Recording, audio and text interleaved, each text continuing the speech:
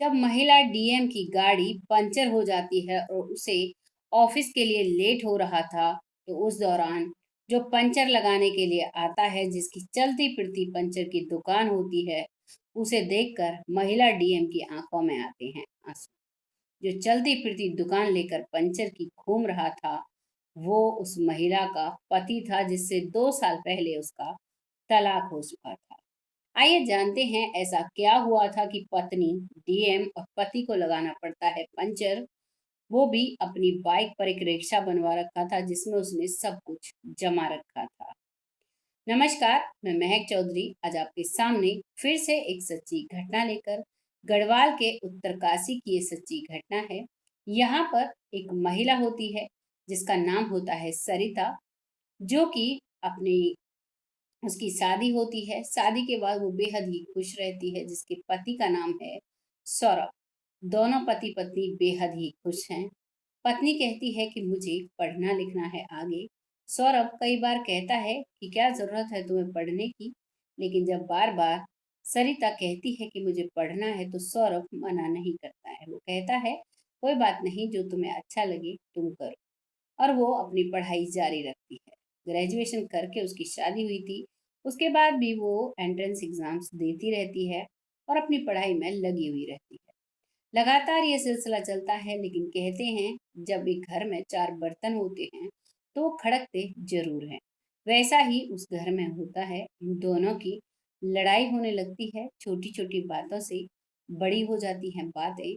और जो लड़की है वो हर बात को अपनी मम्मी पापा को बताया करती है। और जब ये नेचुरल सी बात है कि जब कोई बच्ची अपने माता पिता से शिकायत करती है, तो हर माता पिता को अपनी बच्ची की कोई भी जो दोष है वो नजर नहीं आता है, दूसरों का दोष ज्यादातर नजर आता है।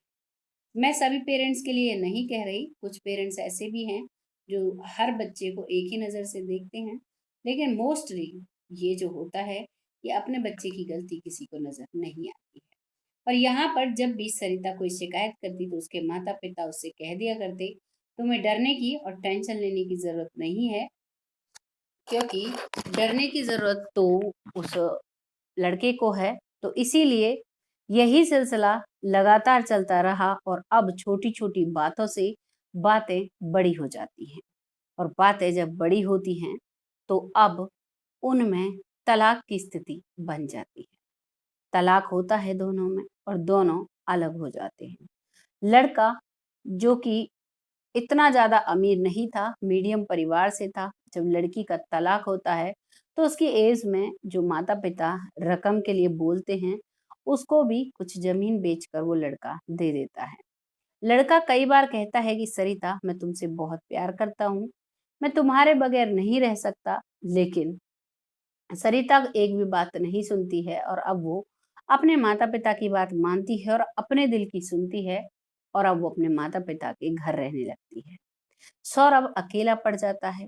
काफी कोशिशें करता है, उसकी एक बीमार माँ थी जिसकी वो सेवा करता है, मेहनत करता है, लेकिन बीमारी के चलते उस माँ का भी देहांत हो जाता है। अब सौरभ बिल्कुल अकेला हो जाता है।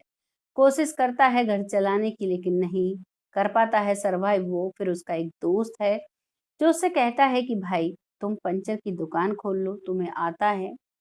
और वो उसकी बात मानता है और अपनी ही बाइक पर वो अब पंचर का सेटअप कर लेता है और अपना नंबर जगह जगह सबको दे देता है। उसकी कहीं भी जरूरत होती है तो वहीं पर वो बाइक लेकर पहुंच जाता है और उसी गाड़ी को ठीक कर देता है।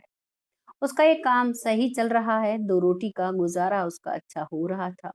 लेकिन वही एक दिन डीएम साहिबा जब अपने दफ्तर के लिए निकलती हैं, तो थोड़ी ही दूरी पर जाकर उनकी गाड़ी का टायर पंचर हो जाता है।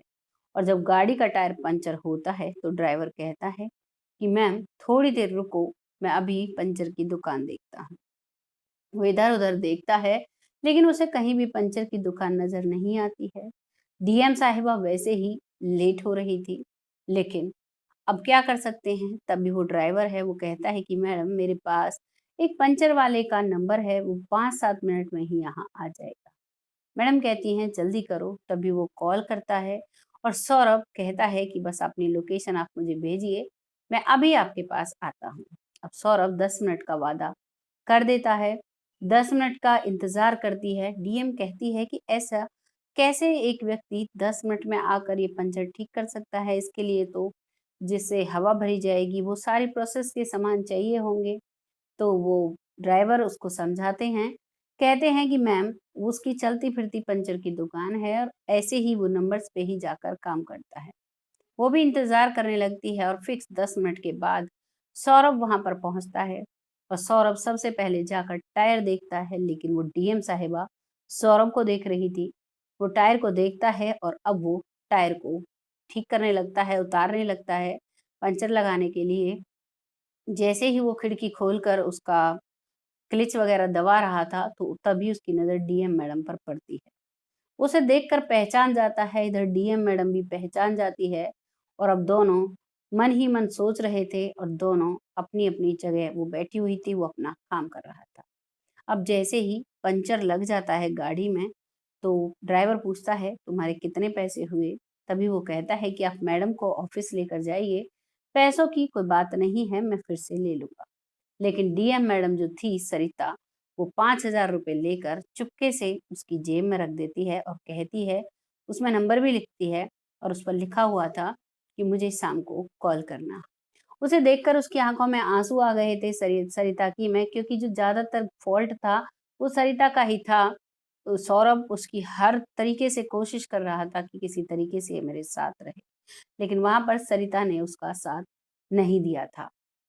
अब सरिता को अपनी गलती का एहसास हो रहा था, क्योंकि काफ़ी समय लगभग 2 साल उनको अकेले रहते हुए हो गए थे। अब वो शाम को घर जाता है, वो पैसे देखता है और उस नंबर पर कॉल करता है।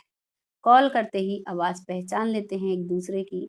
तभी सरिता पूछती है कि ऐसी क्या मुसीबत आन पड़ी जो तुम्हें पंचर लगाना पड़ा? तभी वो कहता है कि जो पैसे मैंने तुम्हें दिए थे और उसकी एवज़ में मैंने खेत को बेचा था, अब मेरे पास करने के लिए कुछ भी नहीं बचा था। मेरे खाने तक के वांदे हो गए, इसीलिए मुझे इस काम को करना पड़ा और अपना काम है, किसी की नौकरी नहीं है, तो मैं इस काम में खुश हूँ। लेकिन सरिता कहती है, "ये तुम बहुत गलत करते हो और मुझे भी बहुत पश्चाताप है, मैंने तुमसे तलाक लिया।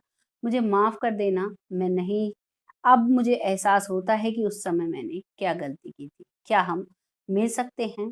तो बताई हुई जगह पर एक होटल में वो दोनों मिलते हैं। जो सौरभ है वो भी अच्छे कपड़े पहनकर वहाँ जाता है और जो डीएम मैडम है वो भी वहाँ पर नॉर्मल कपड़े पहनकर जाती है, क्योंकि उसे सब जानते थे, वो वहाँ की डीएम थी। वहाँ बैठकर एक दूसरे से माफ़ी माँगते हैं और अब साथ रहने की कसमें वादे कर लेते हैं। और अब जो डीएम मैडम है, वो अपने माता-पिता से कहती है कि मैं सौरभ के साथ रहूँगी और दोनों अब एक दो दोबारा से मंदिर में शादी करते हैं और खुशी-खुशी दोनों एक ही साथ रहने लगते हैं।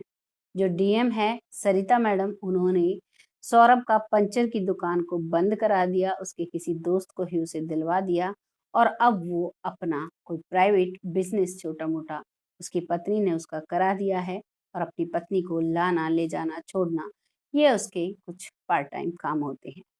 ये थी कहानी सौरभ और सरिता की। लेकिन जिस तरीके से इस कहानी में ये दोनों मिले, ज़रूरी नहीं होता कि रियल लाइफ में भी हम लोग ऐसे मिल सकते हैं।